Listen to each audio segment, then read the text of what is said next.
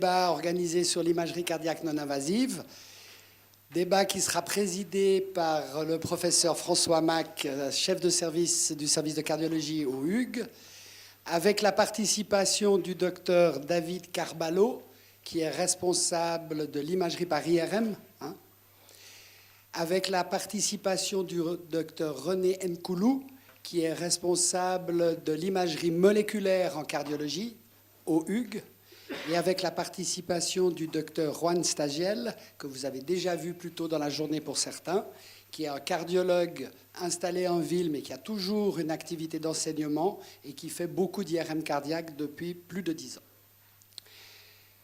Avant de démarrer la discussion, le docteur Stagiel a préparé une petite présentation pour montrer les avantages de l'IRM par rapport aux autres techniques d'imagerie non invasive. Ensuite, le docteur Nkoulou fera une petite présentation sur qu'est-ce que la médecine nucléaire peut faire comme examen et qu'est-ce qu'elle peut apporter comme réponse. Puis ensuite, on ouvrira la discussion. Voilà, merci Alain de m'inviter pour cette meeting ici. Donc c'est un peu la première fois qu'on fait ce format de discussion plutôt pour le personnel paramédical. Donc l'idée c'est un peu de parler de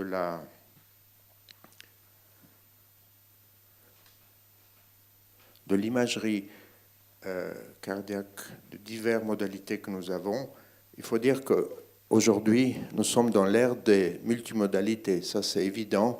Il n'y en a pas une qui est plus utilisée que l'autre. Aujourd'hui, c'est des techniques qui sont présentes. Ça va dépendre souvent de l'expertise du médecin, de la possibilité de le faire.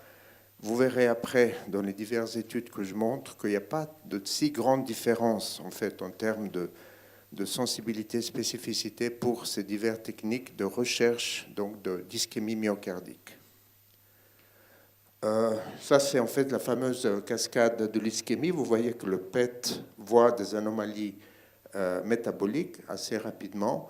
Ensuite, si on passe au SPECT pour la perfusion, donc il va y avoir surtout, c'est une technique de perfusion, donc de recherche de défaut de perfusion. De l'autre côté, l'échocardiographie de stress, donc on fait soit avec la dobutamine ou avec le vélo, c'est plutôt la contractilité qu'on essaie de voir, des troubles de la contractilité. Et puis l'IRM peut en fait faire les deux, car l'IRM, on peut voir avec l'adénosine pour voir la perfusion à ce moment-là, qui ressemblerait plutôt au côté SPECT, et puis avec la dobutamine pour voir les troubles de la contractilité, ce qui irait un peu du côté de l'échocardiaque. Alors moi, je me suis lancé une dizaine d'années dans l'IRM cardiaque. C'est une technique qui m'a beaucoup intéressé parce qu'elle est assez proche finalement de l'échocardiaque. C'est assez, les coupes, etc. ressemblent énormément, mais l'information complémentaire est énorme par rapport à l'échocardiaque. Depuis 20 ans, il y a eu pas mal de développement en fait de ces techniques. Vous voyez ici ce slide qui montre l'attendance, donc les gens qui vont aux congrès mondiaux d'IRM cardiaque avec présentation d'abstracts qui ont augmenté, vous voyez, de manière très importante ces dernières années, jusqu'en 2017, le dernier congrès ayant eu lieu à Barcelone il y a un mois. Alors, en résumé, l'imagerie donc, nous concerne, donc le test de IRM de stress, je l'ai montré aussi ce matin, est divisé essentiellement en 3 parties. La première partie, donc, c'est les images de ciné pour voir le trouble de la contractilité. Ensuite, les images de stress, adénosine ou dobutamine. Et puis la troisième partie, c'est pour la recherche de l'infarctus. Donc, avec le gadolinium, on peut voir des zones infarcies. La durée à peu près d'un examen complet, c'est 35 à 45 minutes. Donc là, vous avez les images au repos. Donc c'est comme à l'écho, vous avez les coupes de la zone basale jusqu'à apicale, dans le ventricule gauche en petit axe. Ensuite, vous avez ici une image d'une perfusion. Donc on injecte de l'adénosine pendant 3 minutes et à la fin, on injecte du gadolinium pour voir les troubles de la perfusion. Et l'autre test, donc c'est le test à la dobutamine qui est plus long. Là, on va voir par palier progressif, voir les troubles de la contractilité avec la dobutamine. Et la dernière chose, donc le rehaussement tardif, c'est les zones qui vont voir l'endroit où il n'y a plus de myocytes, donc il y a eu une nécrose, fibrose, perte de tissu, et on va le voir sous forme hyper claire au niveau de l'IRM. Vous voyez ces zones qui sont là. Ces zones hyper claires, c'est en fait un infarctus, là où il n'y a plus de myocytes. Ceci nous permet d'utiliser l'IRM pour l'évaluation de la taille de l'infarctus. C'est très important parce qu'on pourra dire que les infarctus non transmuraux, donc sous-endocardiques, qui font 25% de la paroi, ça on peut le voir très bien avec l'IRM, seront revascularisables par rapport à d'autres qui sont transmuraux, qui seront donc de territoire complètement nécrosé. Et finalement, j'ai ce slide que j'aime beaucoup, donc c'est un slide très ancien, de 2005, qui montre en fait l'utilisation très presque géniale du rehaussement tardif. Donc à gauche, vous avez tout ce qui est ischémique, donc ça entraîne toujours la région sous-endocardique obligatoirement, puisque la nécrose commence là, et puis après transmurale. Et puis les prises de contraste ailleurs, qui ne sont pas sous-endocardiques ou intramyocardiques, peuvent évoquer d'autres pathologies, myopéricardite, sarcoïdose, etc. Je vais vous montrer juste 3 études qui ont eu lieu en fait ces dernières années, puisqu'il fallait des études pour montrer la robustesse, en fait, la solidité de cette technique, puisqu'il n'y a pas eu de vraie comparaison en fait, au cours des années où ça a été lancé. Et la première grande étude internationale a été faite par Schwitter, qui a fait donc une comparaison entre le SPECT avec l'IRM à l'adénosine. Et les résultats, donc, vous voyez là, la courbe ROC montre qu'en rouge, le résultat pour l'IRM était meilleur, donc une sensibilité meilleure, détection de l'ischémie pour maladie. Donc après, tous les patients ont eu une coronographie. Donc il y a eu maladie, un vaisseau ou 3 vaisseaux, ils étaient meilleurs dans la performance. Donc c'est la première grande étude qui a été faite comparant les 2 techniques côte à côte. C'était une étude internationale. La deuxième étude était une étude anglaise faite en Angleterre. Donc c'est l'étude CIMARC qui a fait un peu la même chose, hein, comparaison direct SPECT versus IRM de stress. Et on a un peu les mêmes résultats. Vous voyez les courbes en rouge par rapport aux courbes en vert qui montrent l'IRM étant meilleur du point de vue diagnostique pour l'ischémie.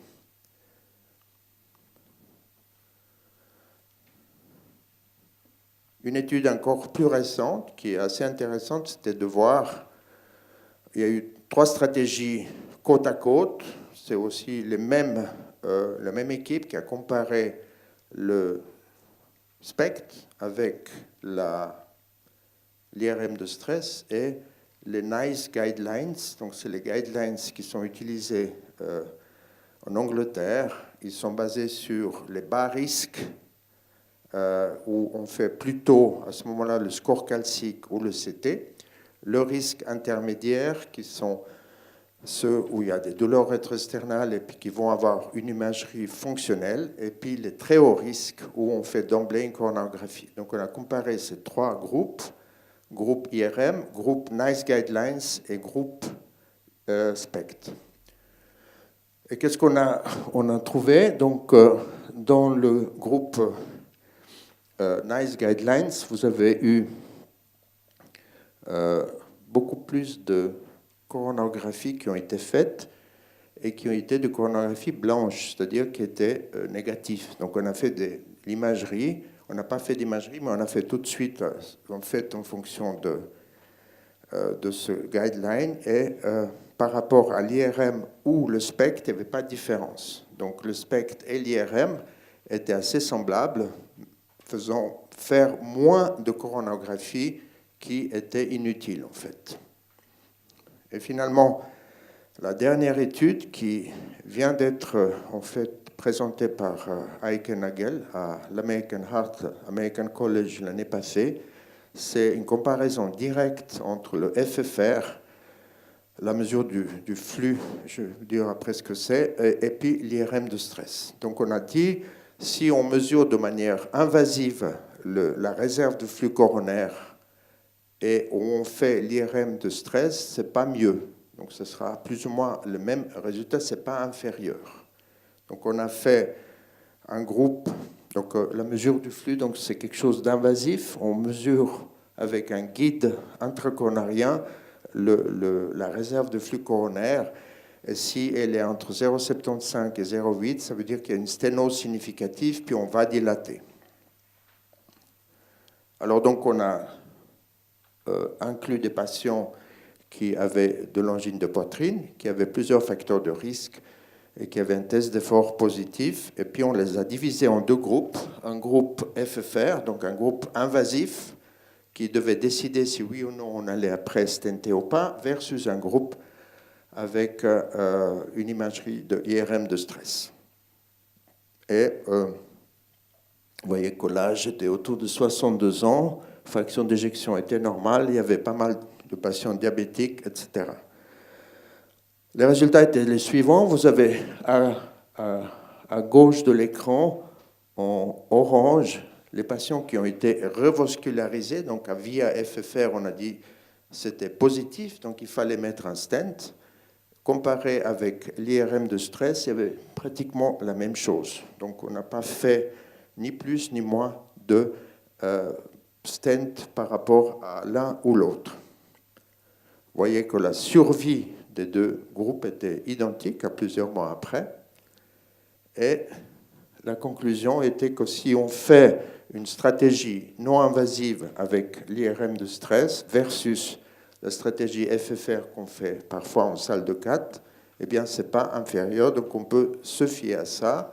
S'il y a ischémie, on va faire la coronarographie et poser le stent. Sinon, il n'y a pas besoin.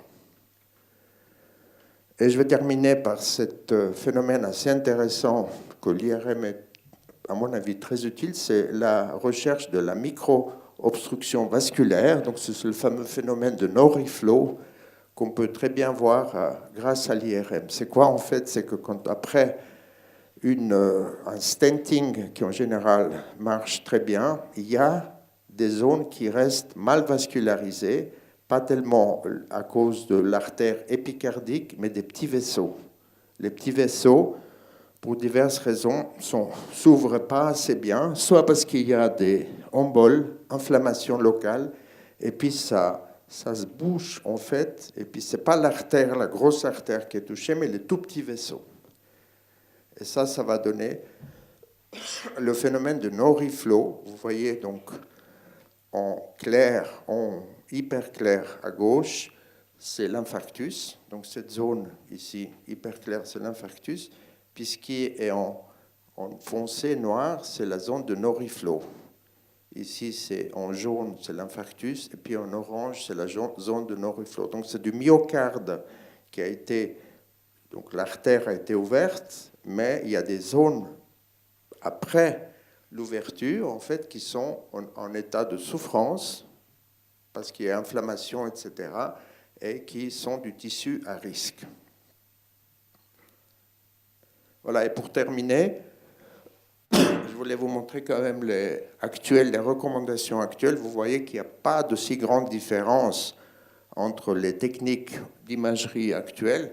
Quand vous voulez faire une recherche d'ischémie myocardique, si le patient est à risque entre 15 à 65% d'avoir une maladie coronarienne, si la fraction d'éjection est normale, eh bien vous pouvez choisir entre les trois techniques. On ne dit pas laquelle est meilleure que l'autre. Donc vous voyez qu'aujourd'hui, selon les endroits, selon l'expertise, selon les habitudes des gens, on peut faire écho de stress, IRM de stress ou SPECT ou PET René nous parlera tout à l'heure. Et puis finalement, un peu la même chose si la fraction d'éjection est diminuée, donc on peut aussi faire les trois imageries en même temps. Et chez les patients plutôt à bas risque, risque intermédiaire, là on propose plutôt le Corona OCT, qui est une technique anatomique. Et finalement, vous voyez là, j'ai sorti de ces guidelines tous les diverses modalités qui existent aujourd'hui. Vous savez qu'il y en a pas mal. Vous pouvez les voir une après l'autre. Donc le SPECT avec test avec effort, écho de stress à la dobutamine, IRM à la dobutamine, SPECT avec persentine, IRM avec adénosine. Vous voyez que les sensibilités et spécificités ne sont pas si différentes que ça. Un peu meilleures parfois, un peu moins bonnes. Donc finalement, aujourd'hui, on a cet état des choses. C'est pour ça que j'ai dit qu'on est dans un monde d'une ère multimodale. Nous sommes là, nous devons choisir qu'est-ce qui nous plaît le mieux. Je ne vais pas parler de la question de la radiation et tout ça. Peut-être René en parlera. Voilà, merci de votre attention.